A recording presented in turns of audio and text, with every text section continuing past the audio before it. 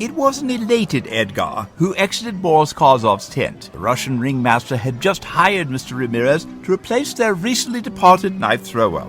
Edgar was filled with gratitude towards Ryan and had hopes for a brighter future. He took a moment to contentedly scan the circus grounds when you, young Ryan, approached him with your very muscular Chinese friend. What's up, Eddie? How did it go? I got the job! Ha ha! And you have my gratitude. No problem. By the way, meet Quinn Wong. He goes by the Master, though. I am Edgar Ramirez, the new knife thrower. Of course, any friend of Ryan's is a friend of mine. It's a distinct pleasure to meet you. The honor is mine. This is my opportunity for a new life.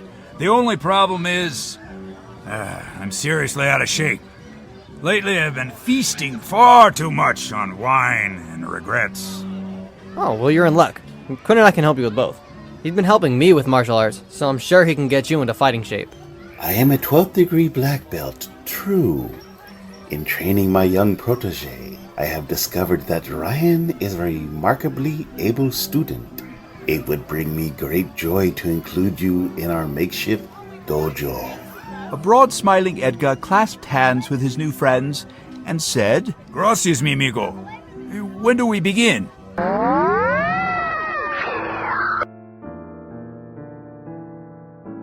After months of hard but productive training, Edgar had become quite the knife-throwing expert. We find him testing the new bandoliers Ryan had created for him under the watchful eye of Ringmaster Korsov. Edgar is hitting bullseye after bullseye with throwing knives strapped to his torso. By the spirit of Tsar Edward himself, I am swearing your artistry with the knives rivals that of Ivan Ilvarsky with his paints. It is a thing of beauty to behold. Thank you, sir. You know, I've been training night and day these past 6 months. Just then, Edgar threw 3 knives at the same time. Another triple bullseye. Oh, Jefe, you are most kind. In my humble opinion, I am seeing you as greatest knife-throwing act ever. You know, I strive to make you proud. And you succeed. Now, I must be going, dear boy. Das Divine, Bobby. Before I went up on the trapeze, a fan gave me these 5 tickets to the Fantastic Four #1 exhibit at the museum tonight. Babs and I only need 2. Would you like the other 3? What a gracious gift. I hear that comic book is worth $1.5 million. Can you believe it? That much for a comic book. $1.5 million? For something like that? It's difficult to wrap my mind around such a thought. But I'm sure that Ryan and Quinn will be happy to come along with me to the museum once I tell them about these free tickets.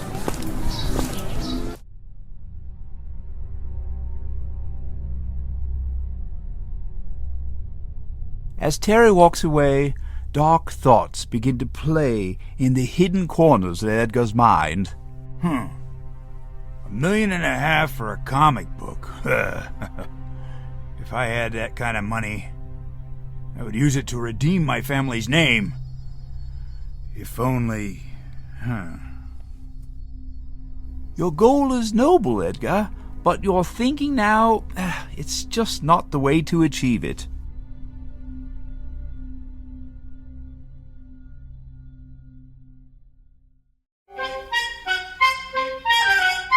Dark temptation plays havoc with his mind and conscience. Edgar finds Ryan and Quinn doing a full-contact karate sparring session in the big tent.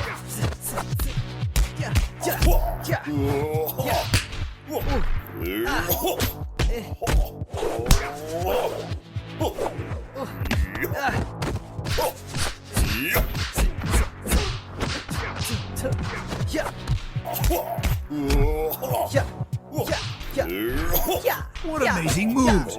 Ryan kicks and strikes with speed and dexterity, but Quinn blocks them all. As Edgar watched the furious match with admiration, Ryan threw a high-round house kick.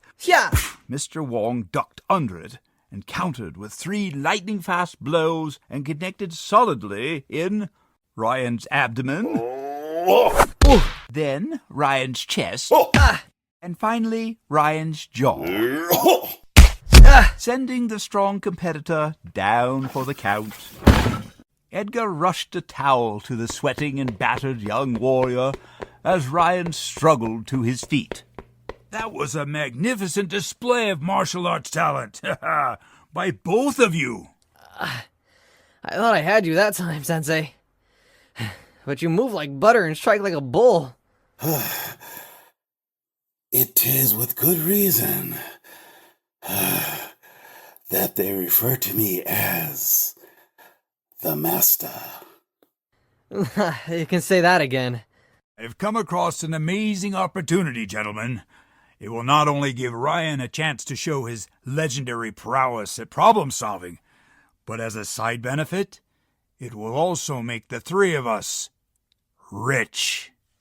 That sounds fantastic. What do you have in mind? I have 3 tickets to the museum. There, we can view a rare collectible, Fantastic Four #1. A comic book that's worth $1.5 million. I've heard that this item is especially valuable because both of its creators, Stan Lee and Jack Kirby, signed it. Then, my compadres, if all goes according to plan, we will leave the museum with that highly prized collectible in our hands. You want to steal it? That's nuts. I can't help you with that one. Ryan, don't you see? It's only a momentary indiscretion.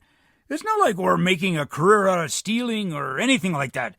And if we do this, I'll be able to use my share of the money to fund the restoration of my family's name. The only problem is, I can't do it alone. I'll need the help of my 2 best friends. Well, what do you say? Are you in or not? Of course you have my help with this most profitable undertaking. You thought about it a bit, didn't you, Ryan? You struggled with its implications. You are a loyal friend who has always tried to fix things. So, in the end, you inevitably said, All right. I'm in.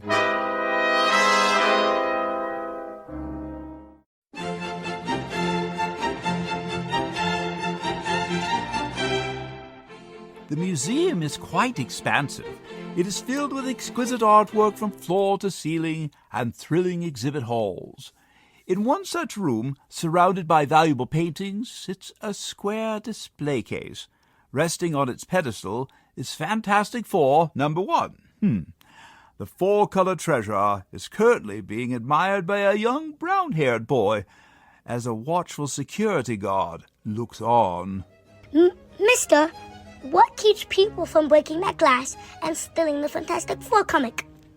Well, first of all, that's not glass. It's transparent aluminum. It would take a high-powered acetylene torch to cut through it. Unnoticed by the pontificating security officer, Ryan is standing just within earshot, taking mental notes. All the while, he's pretending to be engrossed in a painting on the far left wall. Clever. Naughty, but clever as always. What stops someone from coming in at night and cutting into it while nobody else is around? Here you got your basic floor alarm. Any vibrations on this floor bigger than a mouse would set it off. You don't want to be here when that happens, believe you me. What if they come down from the skylight overhead, like in the Mission Impossible movies? I think you just watched too many movies, kid. Even if they did dangle from the skylight, it would not help them. They would run into that there 824 Raptor Zapper. It sends out lasers that crisscrosses the room.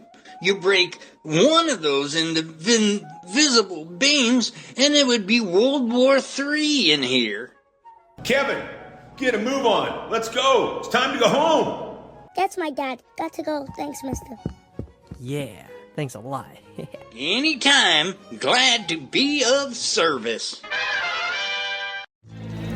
Edgar, Ryan, and Mr. Wong were all dressed in black skin-tight jumpsuits as they scaled the outside wall of the museum. Hand over hand, they went up the 3-story building as if they were human flies. When they reached the top, they carefully placed their gear onto the roof. The climb up that wall, it was tiring. I sure hope this silly comic book is worth the effort. If you're having doubts, it's not too late to call this off. You were hoping that Edgar would change his mind, but he was not deterred.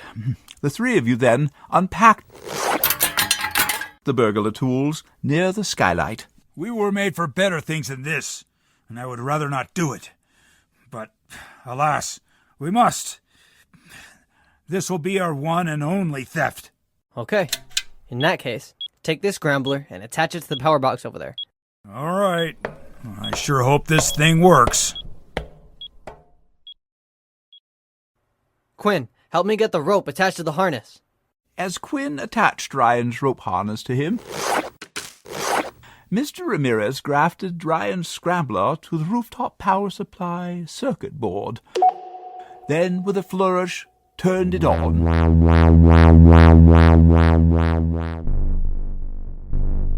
It's working! Ha! Hey, Quinn, you open the skylight and let Ryan down. No alarms or lasers are active right now. With that, Quinn demonstrated why he is called the Master. He took careful aim, then karate-chopped the lock off the skylight. And then caught the lock in mid-air with his left hand, and then quietly set it onto the roof. Perfect. Now when I open the skylight, you're going to lower me and the torch to the case. After that incredible show of strength, the Chinese strongman opened the skylight and began lowering Ryan, as instructed. I have you, Ryan. Do not worry, I can position you right over the targeted display case. Lower and lower Quinn dangled Ryan until... That's perfect right there! I'm directly over the comet! With that said, Ryan turned on the acetylene torch and began to cut into the display case. Ryan's steady hand cut away the barrier until... Ha! We did it! I have it! We're wealthy men! Can't celebrate just yet. Eddie, while Quinn's pulling me up, call the fence. We have to load this thing tonight as arranged, or there'll be trouble. Sorry, my boy, but you don't know how much trouble is yet to come from this unfortunate plan that Edgar unwisely referred to as a momentary indiscretion.